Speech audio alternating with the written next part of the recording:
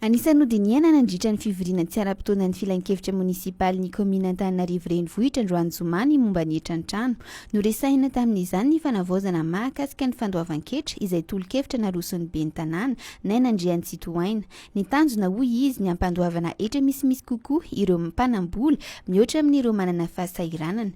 Nisy araka izany ny tolo-kevitra ny amin'ny ametrahana kajy iraisana amin'ny etra ka ho an'ireo manana trano tokony ahofa hatramin'ny iray hetsy ariary dia iray alina no alohan'izy ireo.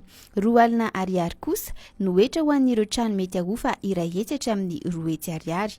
Ahena 700 ny etra ho an'ireo miofa 2 hetsy hatramin'ny 5 hetsy ariary, 700 ho an'ireo miofa 5 hetsy hatramin'ny 2 tapitrisa ariary, 100 ho an'ireo trano miofa 2 tapitrisa hatramin'ny 3 tapitrisa ariary ary mihena 500 kosa ho an'ireo trano mety miofa mihoatra ny 5 tapitrisa ariary. Amin'ny alatsinainy izao moa no andinian'ny mpanolontsaina munisipaly ka anapahan'izy ireo ny ampiarana izany na tsia.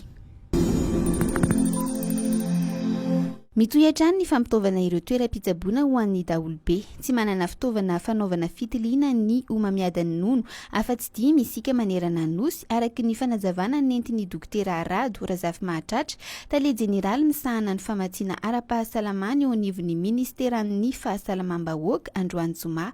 Mikasa ny anavatra 20 amin'izany fitaovana izany ary ny ministera amin'ity taona ity raha ny nambarany ity tale jeneraly ity hatrany. Hatreto dia anisany antony iray mahatonga ny fahafatesan'ny vehivavy maro ny omamiadan'ny nono tsy voatily mialoha teto Madagasikara ka ilana ny ananana io fitaovana io. Efa miasa ankehitriny ny milina mpamokatra herinaratra avy amin'ny rano ao Farahantsana ka 5.10 megawatt no vokariny amin'izao fotoana izao araka ny nambaran'ny JIRAMA.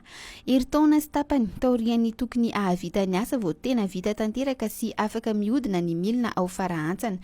Ankoatra ny fahatarana vokatry ny fisian'ny valanaretina COVID-19 teto Madagasikara dia olana tsy maintsy nosedrain'ny mpikarakara ihany koa ny tsy faneken'ireo tompon-tany ametrahana ny andrin-jiro lehibe amin'ny taniny. Tsy maintsy niditra tamin'ny fanambarana ny tetika ho ilain'ny daholobe ny fanjakana vao afaka miroso indray ny asa. Manantena ny JIRAMA sy ny ministeran'ny angovo sy ny akoranafo fa ampiena ny fahatapahan-jiro matetika eto Madagasikara ny fandehana ny toby mpamokatra herinaratra eny Farahantsana.